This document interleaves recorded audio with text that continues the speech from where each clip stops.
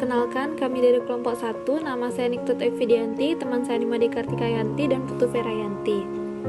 Kami akan membahas materi mengenai sistem informasi berbasis komputer.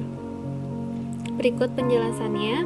Yang pertama, kami akan membahas sejarah sistem informasi manajemen, kedua manfaat sistem informasi manajemen, ketiga para pemakai informasi, keempat manajer dan sistem, kelima data dan informasi, keenam evolusi sistem informasi komputer, ketujuh organisasi jasa informasi.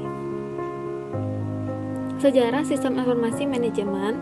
Sistem berasal dari bahasa Latin yaitu sistema dan bahasa Yunani systema yang berarti suatu kesatuan yang terdiri komponen yang dihubungkan bersama untuk memudahkan aliran informasi, materi, atau energi.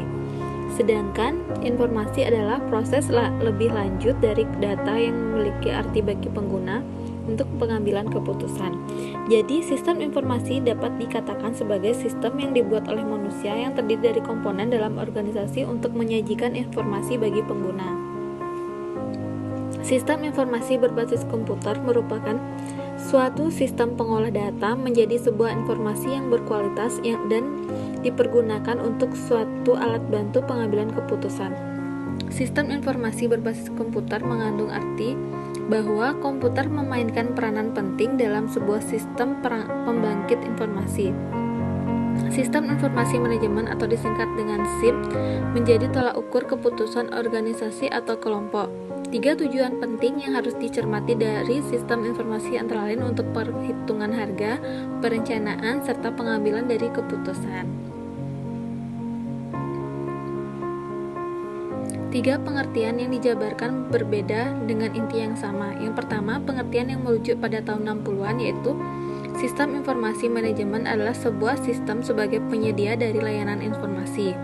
Yang kedua, pengertian yang merujuk pada tahun 1993, sistem informasi manajemen adalah gabungan dari sekumpulan perangkat lunak dan perangkat keras untuk merancang sistem informasi beberapa data yang dikumpulkan.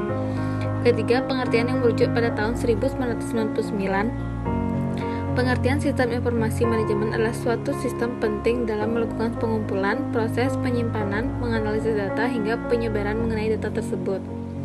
Manfaat sistem informasi manajemen. Adapun manfaat sistem informasi manajemen seperti pertama, meningkatkan efisiensi dan efektivitas data secara akurat dan real time.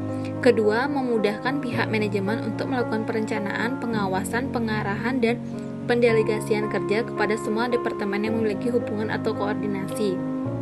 Yang ketiga, meningkatkan kualitas sumber daya manusia karena unit sistem kerja yang terkoordinasi dan sistematis. Keempat, meningkatkan produktivitas dan penghematan biaya dalam organisasi. Para pemakai informasi. Pengguna sistem informasi manajemen terdiri dari petugas administrasi untuk mengerjakan transaksi dan mengolah data. Kedua, manajer tingkat bawah untuk mendapatkan data operasi, membantu menyusun jadwal, mengetahui situasi yang tidak terkendali, dan mengambil keputusan. Yang ketiga, staf ahli untuk mendapatkan informasi bagi analisisnya, membantu menganalisisnya, dan membuat perencanaan dan pelaporan. Keempat, manajemen untuk melaporan tetap, permintaan informasi khusus, laporan khusus mengenai problem dan peluang yang ada, dan untuk mengambil keputusan. Yang kelima, para pelanggan perusahaan menerima faktur dan laporan. Keenam, para pemegang saham menerima cek dividen, dan pemerintah menerima laporan pajak.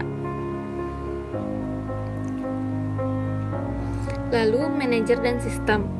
Manajer yang memandang organisasinya sebagai sebuah sistem akan menjadikan pemecahan masalah lebih mudah dan lebih efektif.